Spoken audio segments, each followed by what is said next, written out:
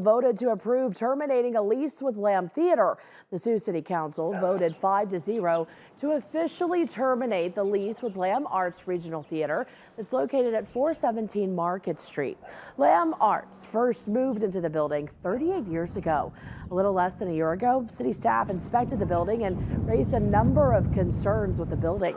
Now, in January and February of this year, inspectors found there were still unresolved issues. Enough so that Lamb Arts was no longer allowed to hold classes in that building. With a normal termination, tenants have about 10 days to leave. Due to the amount of lighting, sound, and set equipment, the council did vote tonight to allow them 90 days to vacate.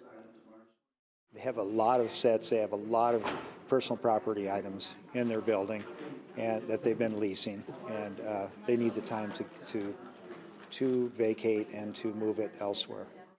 With the building being more than 85 years old, leaders with Lamb Theater knew they would need to find a new location. And the last few years, we were really struggling. Our patrons would come and they would, how are we doing on that new building? Because we are indeed still fundraising for a brand new facility.